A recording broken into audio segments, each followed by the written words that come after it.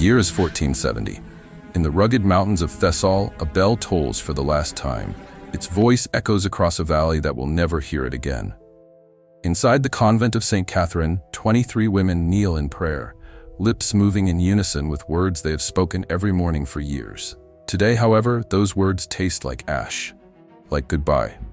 Outside, the horizon is bleeding red, not with sunrise, but with the banners of an empire that has already devoured kingdoms.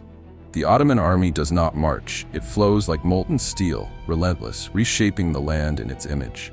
Sister Eleni, the abbess, clasps a silver crucifix that has survived 3 generations. Her hands tremble, not from fear, but from understanding. She knows what is coming. They all do. Yet even she cannot anticipate that death might have been a mercy. What awaits is a horror absent from the pages of most history books, buried beneath centuries of silence, until now. This is not merely a story of conquest. It is a story of erasure, of the systematic dismantling of identity, faith, and memory. 17 years earlier, Constantinople had fallen. In 1453, the jewel of Christendom, the city that had stood for over a millennium, was reduced to ruins in 53 days of cannon fire. Hagia Sophia, once the pinnacle of Christian devotion, was stripped of its crosses, its mosaics plastered over, its bells melted down. Within days, the call to prayer replaced hymns that had sung for 9 centuries. Sultan Mehmed II stood in the nave and proclaimed it a mosque, not to practice faith but to assert dominance. To understand a conquered people, one does not merely kill them, one erases them. By 1470, Mehmed's gaze turned west, toward the scattered remnants of Byzantine resistance. Every surviving bell, every untouched monastery, every cross was a declaration of defiance. Every nun who prayed in Latin was a living reminder that faith could endure beyond the reach of armies. The Sultan understood that martyrs inspire rebellion, so he perfected something subtler, more insidious, the art of erasure without spectacle, of ghosts without songs. The convent of St. Catherine, perched on a lonely hillside in Thessaly, was about to test this strategy. The women within, most of them having never touched a sword, never seen a battlefield, faced a force that measured conquest not in blood, but in broken spirits. Their weapons were rosaries, their armor, faith. Sister Eleni had served as abbess for 12 years. Before that, she had tended the sick in a village swallowed by plague in 1448. Sister Magdalena was only 19, her family wiped out in a raid, her hands still calloused from farm labor. Sister Theodorus, 70, had outlived emperors, abbesses, and wars alike.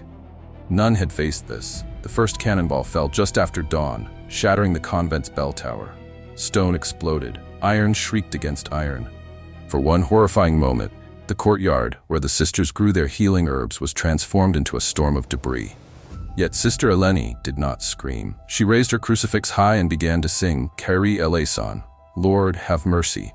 One by one, the 23 voices joined, rising against the roar of an empire that did not listen to songs. By midday, the gates were breached. Ottoman soldiers entered, not as warriors, but as clerks. Ledgers, quills, and ink pots replaced swords and shields.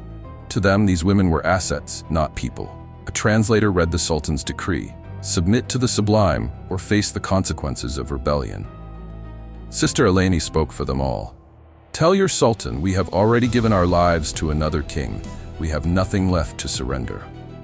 Hassan Pasha, the commanding officer, did not answer with anger but with a chilling smile. He knew something the nuns did not. The Ottomans had perfected the art of breaking people without breaking their bodies. That night, the sisters were locked in their chapel. No food, no water, only darkness and the laughter of soldiers outside. 2 young sisters wept. Magdalena whispered psalms. Slowly, others joined. What soldiers saw as torture, the nuns endured as discipline honed over decades of fasting, vigils, and submission.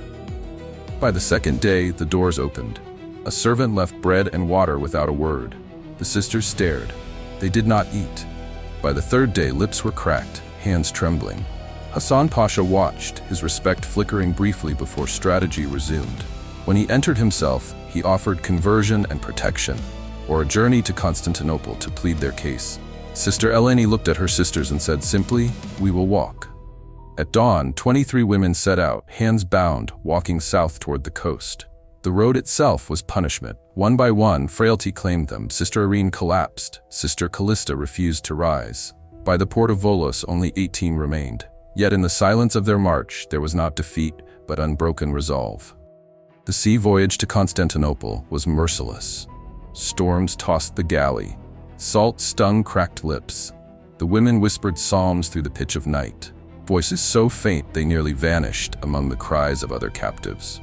When the city emerged on the horizon, gleaming like a blade at dawn, it was no longer a city of safety, it was a cage. They were led through the streets, past the transformed Hagia Sophia, kneeling under the gaze of a converted empire. Their destination, hidden chambers beneath Topkapi Palace, tunnels that no visitor ever sees. Before we close, if you've made it this far into history's shadows, you're one of the few who keeps memory alive. So please, like, share, and subscribe to help others find these lost stories. And tell us in the comments what moment struck you the most. Now, let's get back to the story. In 2011, archaeologists would uncover a room sealed for centuries, filled with crosses etched in stone. Faint inscriptions read, "Lux in tenebris lucet," the light shines in the darkness. By day, the sisters served as silent, unacknowledged servants. By night, they gathered in their hidden chapel, whispering prayers, carving faith into stone with fingernails and broken pottery. Sister Magdalena scratched a bird into the wall beside 23 lines, one for each sister, though only 11 were complete. In these acts, they survived when the empire sought to erase them. Ottoman records would later note the removal of unproductive staff, the nuns lost to history. Yet the chapel endured. Centuries later, French diplomats reported whispers beneath the palace, faint Latin hymns that should not exist. The walls did not lie. The nuns' vigil had lasted months, maybe years. Their faith, their memory, their defiance survived in whispers and scratches, impervious to chains, silk, or conquest. The Ottoman Empire fell in 1922, 6 centuries of rule ending with armies gone and sultans' dust. Yet in a hidden room beneath Topkapi Palace, 4 Latin words remain: Lux in tenebris lucet. The light shines in the darkness. They endure, though names are forgotten, though ledgers do not record them.